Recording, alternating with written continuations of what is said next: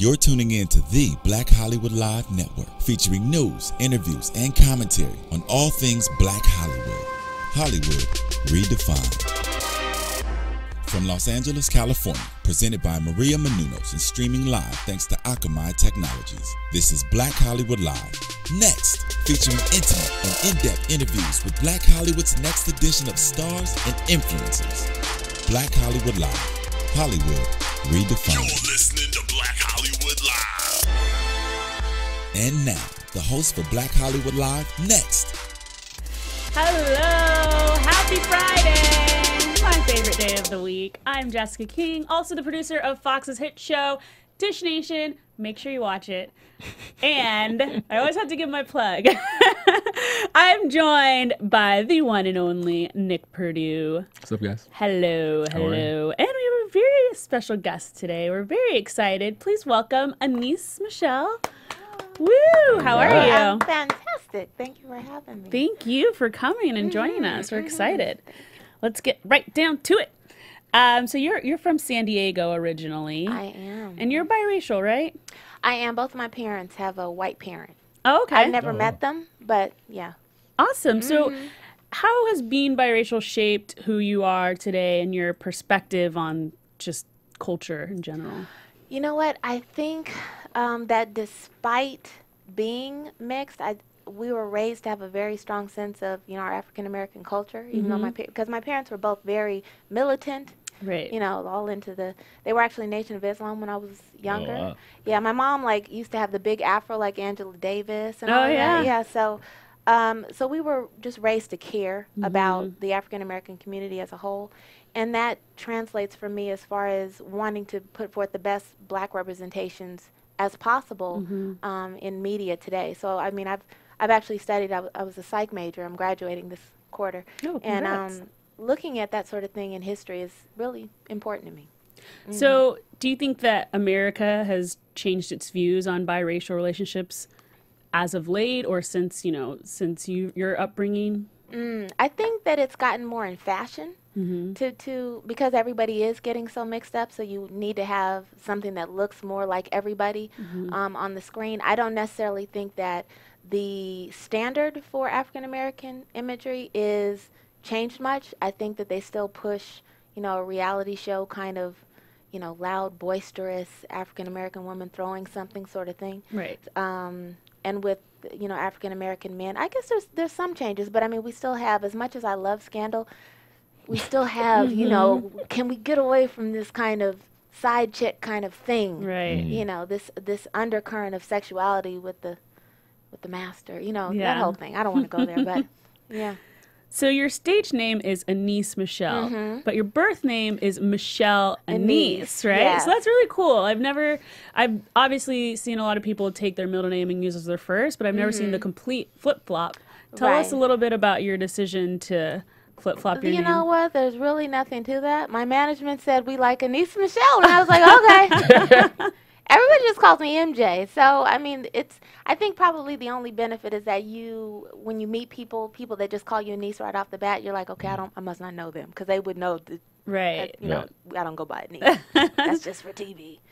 But so that's it. Nothing much to it. So MJ. MJ. You gotta remember you guys that. can just say MJ. Right. Okay, but now when you sign stuff, like do you sign it with Michelle first, or do you sign it with Anisse? You're saying like I signed stuff already. I don't know. Because you have to practice. Right. You know what? I'm so new. I haven't even begun to practice that yet. Practice the autograph. Yeah. People are like, can I get you? You must be kidding me. You guys. I'm so San Diego. I'm not that LA yet. Well, that's good. Stay San Diego as long as possible. I will definitely do that. I'll try. But your grandmother has told you over the years that her grandfather is actually Charlton Heston. No.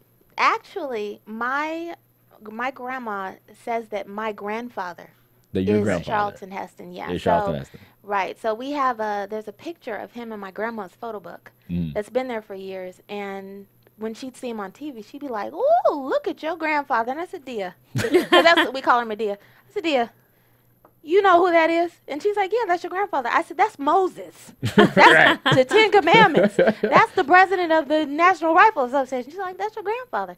So apparently the story is she met him when she was like 15 years old at some interracial club in Detroit when she went there with her cousin, and that's what he said his name was. So I was like, okay, we're not, the family thinks my grandmother's a little woohoo, so we'll see. I've reached out a little bit. It may take Oprah to make that happen, but that's the story. Yeah, I mean, I would roll with it. Yeah, the cheekbones, and it's there. If you looked at my mom, it's there. Yeah. It would explain all of this. It would explain me just falling into acting all of a sudden, because it's not anything I've ever in my life thought I was going to wind up doing. So, okay. Watch Ben-Hur a couple times, right? A little Get Hollywood into it. royalty. There you go. And so you became pregnant with your first child, right? While you were a freshman in college at UCLA. Yes. Right? Yes. And so then you went into labor the night of your last exam. Last exam. That's yeah. crazy. In Did you finish? Did you finish the exam? Yeah, I finished all my classes, and then went into labor. Straight to the hospital. Straight to the hospital. And I didn't. Of course, I don't know when you have your first baby. I don't know if you guys have kids, but you wouldn't know anyway. But you have no idea what labor feels like. So I'm like, why is this pain coming every 2 minutes? Oh, okay, yeah. that's what that is. So so I had my first that young, and it was actually when she turned 21, and my granddaughter was born. My daughter got married, and I had my granddaughter that I said, you know what, let me go back to school at UCLA and finish, because I hadn't finished because of my kids. Wow. That's kind of weird if you think about it. Like, you're taking a test and you're trying to concentrate, and then all of a sudden it's like, baby's like, hey, I'm ready now. You can do, you know what? Right. Yeah, well, you can do lots of stuff when you're 19 years old. There's nothing that's impossible when you're 19. Conquer the world. Exactly. Yeah. Could I do that now? You. No. What was it like being pregnant as a freshman in college? You know what? It was extremely difficult for me because I came from, miss everything in high school. Nobody thought I even did anything, So for me to turn up pregnant, it was a huge disappointment to my parents. It was a big thing for them, and I was just determined that I was going to still make it through school. Right. Yeah. So difficult. I wouldn't suggest it to anyone. I was definitely hoping that my daughter waited a little bit longer before she got married and had a baby, but life takes its turn. So, right. But all of it brings you to this point. So it does. That's true. It all comes glad full to be there. circle. Exactly. Well, as a single mom, you went from being on welfare with 2 jobs to enrolling in junior college. You then pledged Sigma Gamma Rho. That's right. Eventually you became UCLA's homecoming queen. I did. Got it going on, girl. You mentioned that you were determined, what kind of advice would you give to other young mothers who find themselves in the same situation as you? You know what? My advice to people is 2 things. Number 1, life is a marathon. So I feel as though I've led probably 3 lives up until now. I think up until you're 20, then you're 20 to 40, and then once you're in 40, you're in a whole different one. So just not to feel like you're trapped, and then also just to have a fearless mindset about things. That's the thing that I teach. I have 3 children, and if I could leave this world, the one thing I want to impart to them is to be fearless in your choices. You only get to be here once. That's true. You know what I'm saying? So make the most of it. Great advice. So you were in the Montel Jordan, This Is How We Do It. Best song ever. Video. I was. That was, yes. Right? Yeah. Now I'm going to go back and rewatch the video. Have to. Point you out. Right. Yeah. It was actually my boyfriend was his cousin. Okay. And so he and his fraternity brothers were in the video because Montel's a Kappa. And his wife, she was like, I want some tall women in the video because she's tall. So she was like, Michelle, you want to be in the video? And I said, yeah, I'll be in it. So it was that was my first little experience. I could have went on tour, and I was like, no, I'm going to stay in school. So that was my, my 15 minutes. Yeah. But now, looking back at everything, would you have gone on tour? You know what? I still don't think I would have. Still don't. Yeah, because I had my daughter. So I didn't want to be away from her to that extent.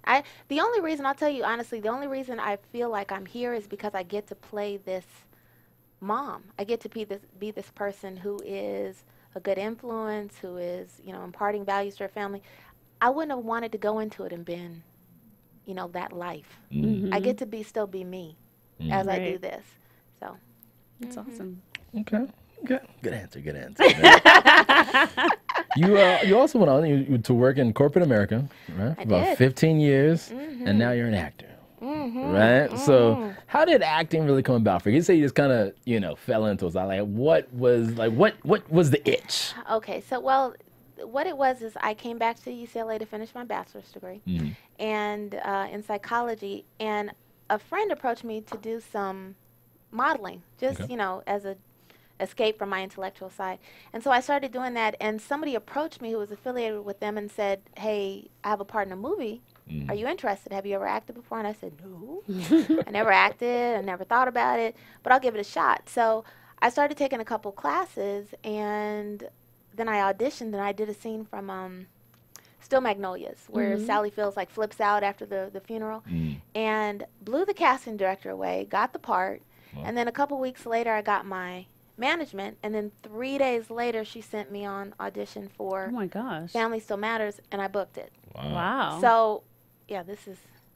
That's how this happened. You know what's crazy? Like, that almost seems unreal, because there's a lot of people who come out here and really try and do it. They're like, wow, the way it happened for me. I know. That's what I hear. I actually had a couple people be like, don't say that, in public, because people will be ready to hit you over the head, because it's not normal. So I try to be as humble and thankful for it as possible, because I know there are people that have been working their whole life and have gone to school for it, and I'm taking my first theater class right now. It's a blessing. It is a blessing. Blessed. It is. So how has the transition been, from corporate America to acting? You know what? I was an assistant to presidents and things like that, so I was used to being in a kind of subservient mode, and in acting you really make your own way, and it suits my personality and being that fearless sort of person. So funny as it is, I just saw my first clip. I don't know if we're going to see it today, but I just saw my first clip last night, and I was just absolutely in tears. I didn't realize how much I love this. I just do. It suits me. So and that's what I mean about living different lives, because you can do something for 20 years and realize, you know what, that wasn't right. what was fulfilling me. So did you just up and quit, after that Steel Magnolias performance, and you started getting a manager and everything? Did you just quit corporate America? You're no. I quit corporate when I decided to go back to college. Okay. So yeah, I was in San Diego doing corporate, and then I said, you know what, I'm going to go back. I'm going to finish my degree, and walked away from corporate at that point to just become a student. Okay. I mean, that's a leap too, though. It is. I do a lot of leaping. Yeah. I do a lot of leaping. I'm not afraid to start over and try new things, and I think that's a challenge that a lot of people have, whether it's in relationships or whatever. They're afraid to move. So, when I got divorced from my ex-husband, I packed my car and I drove cross country by myself with my 2 children. Wow. I had a flight. I just wanted to leave right then. Yeah. So I'm just get up and go. Life is short. Don't look back. That's right. Well, in your latest role right now, you have a great role. You're in a sitcom, Family Still Matters, which you just mentioned a little while ago. You portray Tia Garrett. She's a stay-at-home mom of 3 and married to a police officer. And the film is kind of inspired by the classic Family Matters, right? It is. And we hear that Jo Marie Payton, who played Harriet Winslow, has a part in it. Yes. That's very exciting. She plays the grandma, and that was the most humbling thing for me, to know that I'm going to get to be on stage with the woman who made the part. Yeah. Are you kidding me? So so she's a part of it. I'm super excited to work with her. And there's a bunch of great people, folks from The Wire, Melvin Jackson, Brandon Larkins. We just brought on Erica, I'm going to mess up her last name, Hibbert. Perdue? No, I know, really, huh? She's, Erica's from Lincoln Heights, and I think she's on Let's Stay Together now. Hubbard. She's gonna Erica Hubbard. Yeah. She's going to come in as my little sister, Hanif Carter. There's a bunch of really great people. I'm humbled that I get to even stand amongst them and you know do this. So That's very exciting. You had mentioned before that your goal with this role of Tia is to redefine the image of African American mothers. Yes. What is it? What are some of the flaws that you see in the roles now? well, I think that historically, African American women are portrayed, especially mothers, are portrayed in something that's kind of matronly. When they first, hired me for the role, I heard a lot of, okay, you don't look like an African American mother. What does that look like? Exactly. Am I supposed to look like Nell Carter? Let's redefine what that looks like. African American women go to the gym. We, look nice, and it's not necessarily a reality show nice. We just maintain, and we can have kids. I can be a grandma. Yeah. So for me, that's what it is. And then it's also kind of getting back to that feeling, that good feeling that we had back in the 90s and, the Cosby Show time of the mother loving her husband, and her children, yeah, exactly. and instilling values in them. So that's the kind of thing I want. And that's really Alander's vision, our executive producer, Alander Pulliam. The vision is to give that wholesome image of African American families that we're a little bit lacking in. Yeah. Give us a little more detail on the audition process. I know you said you booked it right away, but were you nervous? Like, what did they have you do? Like, tell us how it was for you. You know what? Because I had no idea what was going to happen, I couldn't be nervous because I didn't know what I was doing. I just walked into a little studio room, and the executive producer was right there. There was like 3 other guys and Hanif Carter, who plays my son. And they turned the thing on and said, read the part. And fortunately, in my acting classes, I'd gotten some really good cold read experience. And thank goodness to my parents for raising me to, read well. That if you can read well, you can actually, do a cold read. So I just went in there, applied what I felt a mom should sound like, me being a mom, the psychology of it, and just read. Did you kind of just go back to like your personal parenting skills and some to of my your parenting skills? I threw a little, you got to get a little theatrical with bit of it. sass in it. Little sassy mom, which they like. But it was very straightforward. There was one other girl that was auditioning for the part, and I looked at her and said, well, she lost. Wow, got that. This is mine. This sorry. is my part. Not sorry. Right. Tell us a little more about Tia. Tia is a mom of 3. She is a loving wife. I'm going to be applying a lot of what I see and what I grew up with to her. So a lot of my own mom, my own grandma, in that despite what the kids may think or what they hear outside of the home, there's still, when they come inside, there's going to be an insulation of love that they feel. Every relationship with each child is going to be very different because it is with your kids. You don't treat them all the same. So I want to really build on that dynamic and convey as much love to my TV husband as humanly possible, so people are like, Black love is so wonderful. There you go. No, and that's good, because I'd say there's a lot of bad TV shows on the air right now. But, there's not a lot of good TV shows on the air right now. Right. Especially with reality TV portraying these horrible portrayals. Right. So I think probably the most interesting part of Tia, and I'm starting to get this already a little bit like on Instagram and stuff, is that whole, and I don't like to even use the MILF thing.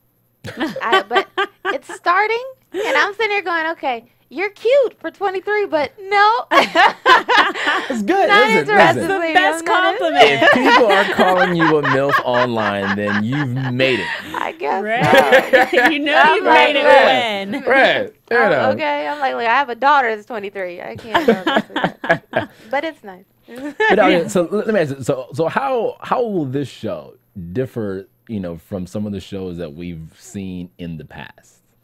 Are you saying like a Cosby? Yeah, or I mean, not even kind of, because we've seen like the Family Matters, and we've seen the Cosby and stuff like that, and so that was like, like 80s, early 90s, and then kind of from like 96 to 2014, we haven't really seen anything that was, you know what I mean? Right. I think it's going to be a really nice hybrid of very old-fashioned values that make us nostalgic, but then also bringing in very 2014 issues, very, stuff that's related to social media, that's related to bullying, stuff that everyone is going to be able, like, folks that are my age are going to be able to identify with it. Folks that are my 12-year-old age are going to be able to identify with it. So it's going to touch on a lot of different things. And Lander and Melvin are very daring in the stuff. We've seen some scripts, and they're talking about some things that you kind of go, grab your pearls. What are you guys saying? But they do it in a very, very classy way. So it's going to be a nice twist of Cosby, but then, a little bit of something you haven't seen yet. That's good. That's good. So what's one thing you really want viewers to take away from the show?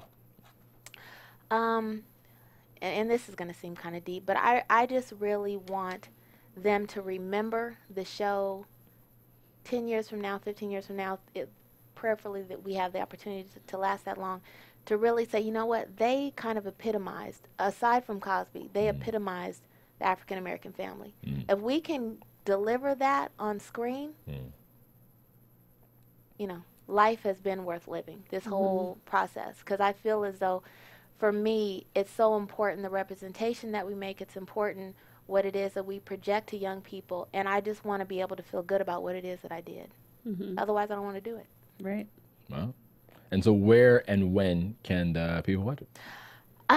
That is actually, I think you'll have to get that information from Lander or from Melvin. I think you guys are going to be talking with them. We're expecting that it'll be in the fall. And it's TBS. Okay, but on different stations, yeah. Gotcha. TBS, very funny. Yes. Well, as we had mentioned a little bit before, as a Black woman, there are so many different stereotypical portrayals out there in the media. So are there any roles that you just will not take? Yes. For me, and it's difficult because being a new person, the last thing you want to do is to knock anybody else's craft. I can't say that I would accept a role where I'm playing, the mistress or something like that. But at the same time, because I'm doing this and I'm serious about it, what I do realize is that you have to do very dramatic stuff in order to win an Oscar. You know what I'm saying? They're not going to just give it to you. You got to do something serious. So I may have to play a serial killer in order to, to get an Oscar spot. But am I going to play Diamond in the Players Club? Never. And fortunately, I'm at an age past where that's not even going to be an option for me. It's not an option. But, no, I don't want to play anything. And there's always opportunities to, play a hooker or play. I'll pass on that. It's not, all money isn't good money. It's not worth it. It might be fun. It'll be like Halloween. You know what I mean? I don't like Halloween. Yeah, be like Halloween. The ultimate optimistic. Always looking on the bright side for Nick. I love it. A couple years ago, you left a marriage that was abusive. Yes. Which is obviously a struggle for a lot of women, and it's hard to leave those kind of situations. What is your advice for women who find themselves in those kind of situations? You know what? I think the one thing that keeps you in the situation is because you get isolated. You are so ashamed of what it is that's happening that you convince yourself, this isn't real. It's going to change. It'll get and better. it'll get better. And you have tried to convince yourself and other people so much, and it has not, that you just say, okay, I'm just going to be quiet. And so you are literally in prison. And that's what it was like for me. I was in prison for 4 years with a crazy person. So what I would tell them is to not let go of your support system, to not be so prideful that you can't admit that you've made a mistake, and really forgive yourself. Because a lot of it for me, I stayed because I felt like I owed him something. I felt like, and there was a whole lot of religion in there. Not, I am a believer, but God gave us a brain. And that brain, if it's telling you you need to go, you need to go. Yeah. You can pray over him all you want. Pray while he's Away. in another, exactly, pray outside the house, away from him.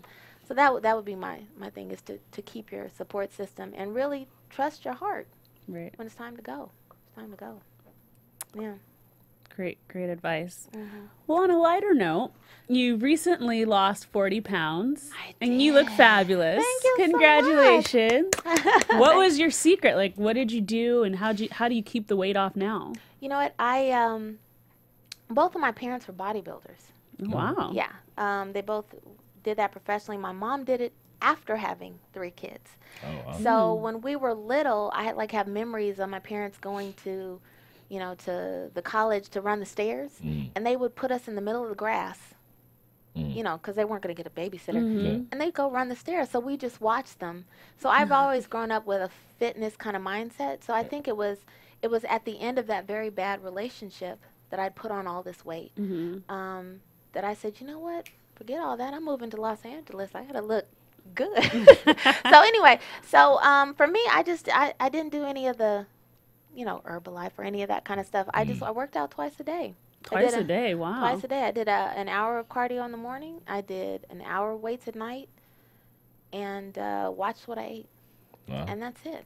Wow. And I stayed doing that. That's dedication, and with kids, like It is, yeah. 5 o'clock in the morning, after they go to sleep, whatever it is you have to do. Wow. And my dad and I have a great relationship, and he looks phenomenal at 67. He's like 30 from the neck down, so he's always pushing me and a support. Well, but that, very nice. It worked. Let me say that. So you do definitely have some career goals. You want to win an Oscar, Emmy. You want to win Golden Globe Award, SAG Award. SAG Award, all of that. All that fun What are we stuff. here for? If not to win the big stuff.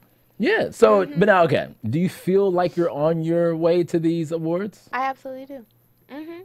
I say that I do just because the roles that I take, to me, are only ones that would get that sort of attention. Like, I think that there are lots of people who have fantastic careers just doing comedy or doing, soap opera work or whatever it is, and that's not what I want. I want the stuff that goes to the Cannes Film Festival. I want the stuff that people go, it's a breakout performance. Where did she come from? Yeah. So that's it. Plus I have a much smaller window. I'm not Lupita. Right. So I don't have time to play. But So, yeah. Let me ask you this though: Do you feel that it is harder for Black women to win the Oscar? Like Lupita, she played a slave to win the Oscar. Halle Berry, she essentially had sex with what's his face on screen. You know what I mean? Right. In order to win the Oscar. So do you feel that there's is maybe a brick wall, or it's a little harder for African American women to win the Oscar versus their white counterparts? I actually don't, and this is probably where my mixed heritage comes in, because I would say no to me, because I feel like I can play any part. If there's a Caucasian part, you guys could consider, as opposed to if they want an African American woman and a woman that looks like African American, then she doesn't have a whole lot of room to move around. So for some African American women, absolutely. I think for whatever reason, I don't think I'm gonna face that sort of challenge for me. But could I play Lupita's part? Probably not. Who else? Monique? Could I have done Monique's part? Yeah. Probably not. Hattie McDaniel's part, my sorority sister? Probably not. So, but I'll play the hell out of whatever it is they give me. There you go. So where do you see yourself in 10 years? 10 years, I'll still be doing this. Okay.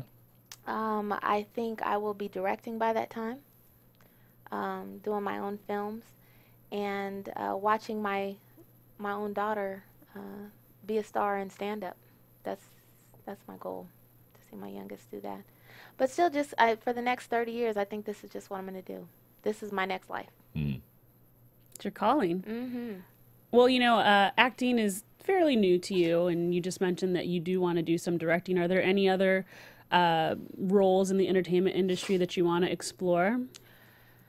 You know what? I think every actor kind of feels they're a little bit of a writer. And it's probably a little frustrating to the producers, because they're like, could you stay in your lane? but you know, honestly, I think I might like to do a little bit of consulting because I think that studios need to be culturally conscious about, you know, their audiences, and so my psychology background would lend to that, to, you know, to come in and say, well, you know, the way that you're approaching that, you need to think about this or that with the African American family. So I've done a little bit of that with Family Still Matters, and Alander and Melvin go, shh, shh, shh, shh. And I go, okay, okay. I'm just being a mom, I'm sorry. But yeah, so those things. So consulting and producing. Very cool. Well, before we wrap, we just want to give you a little opportunity to brag about yourself. Obviously, you have this great role, Family Still Matters, that we're really looking forward to seeing. But do you have any other projects that you're working on, or any other things that we can look forward to seeing you in? You know what? I actually am. In addition to the TV show, I feel like because I am so new, I've only been doing this for 5 months. I want to have, you know, exposure with other producers and directors and casts and, you know, that sort of thing. So I've done probably 11 projects since the year started. What? Yeah, doing just Hold on. Wait a minute. Yeah. First off, let's just go back. 5 months, right? Yes. TV show. And then 11, oh, you know, I've done 11 projects. Since the year started, it's only March. Right. Yeah. So just a mix of things, whether it was extra work or, you know, I was in a Walgreens commercial. I have a short film that I just completed. I have another one that starts on this weekend, and then a Hollywood web series that's coming up. So there's a lot of, I would try to, you know, stay busy. There you go. You are doing just that. So those things are on the immediate horizon, and then I'll be looking for, you know, anybody wants to put me on. Into the camera. Exactly, put me on. I'm happy to audition. Put it out. You don't have to hand it to me. I will win it. That's very awesome. Well, we're excited. Congratulations to you. Hats off. Thank you so much. Tell us where we could find you online. Okay, online it is, on Facebook it's Anisse Michelle, ANISSEMICHELLE. It's the same on Twitter, and it's the same on Instagram. Also known as MJ. Also, yeah. All our fans going, hey, MJ. I know, and I'm like, oh, God. Thank you guys so much for having me, though. Of course. Thank you so much for coming. Thank you. Nick, where can we find you? All over the internet at the Nick Perdue. And find me on Twitter at I am Jessica King. Thank you again for joining us today, guys. It's been great. And until next time.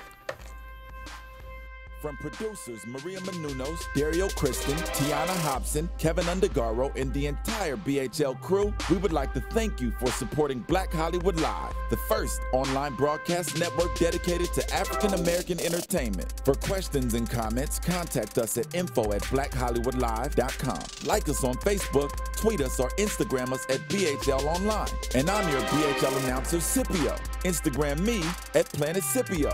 Thank you for tuning in. Hollywood Redefined. The views expressed here are those of the host only and do not necessarily reflect the views of BHL or its owners or principals. Thanks for watching Black Hollywood Live on YouTube. For more in-depth interviews and news, subscribe to our channel here, and be sure to share your opinion in the comment section below here. See you soon, everyone. Bye.